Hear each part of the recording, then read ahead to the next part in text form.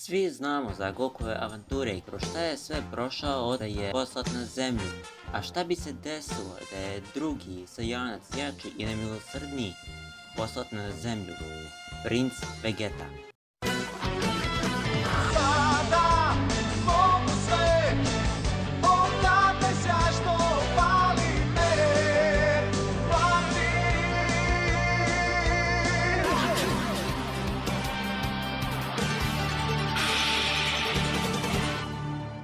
Pre svega, samo bih želio da se zahvalim Zmajevom Rataru na ovome komentaru, kao i ovom liku, a i svima vama koji me podržavate.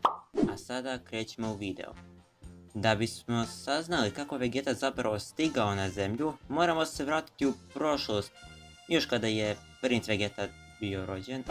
Kralj Vegeta je u ovom univerzumu bio svjestan da Frieza neće imati milosti čak i prema njegovom sinu. Kralj Vegeta je jedne noći tajno ukrao svemirski brod, baš kao što je to Bardock uradio u filmu Broly.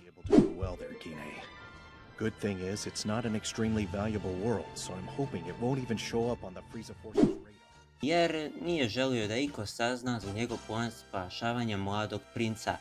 Vegeta je sletio na planetu Zemlju kao i u originalnoj priči, pronašao je djed Gohan i dao mu ime Goku. Godinu dana kasnije, Kakarot biva rođen i u njegovom univerzumu.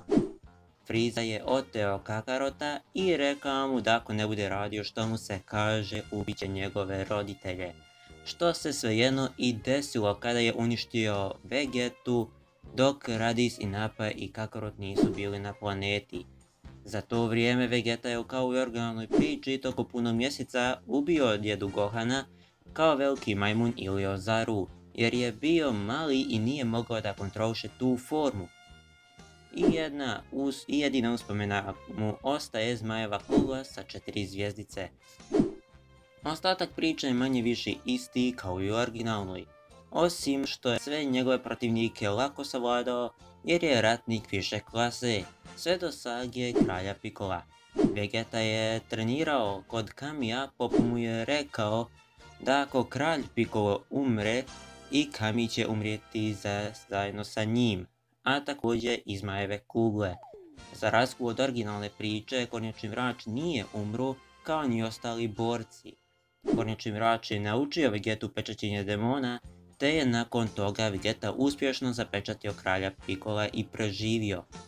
Pošto je kralj Piccolo bio zapečaćen, Piccolo Junior se nikada nije rodio, što znači da nije bilo završne borbe između Kamija i Piccola Juniora, kao i Vegete i Piccola, i tada se stvari drastično mijenjaju.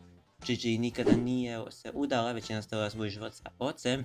Vegeta se oženio Boomom jer su bili zajedno od samog početka i dobili su sina koji je izgledao kao Trunks, ali u ovom univerzumu njegovo ime je bilo Gohan. I da, pišite u komentarima što mislite u ovoj verziji priče i kako mislite da će se ostatak odvijati. Naravno, snimit ću nastavak ovoga i ako vam se svidio ovakav tip videa, ostavite like, subscribe i to bi bilo od veoma pomoći i bio bih vam veoma zahvalan. Pozdrav!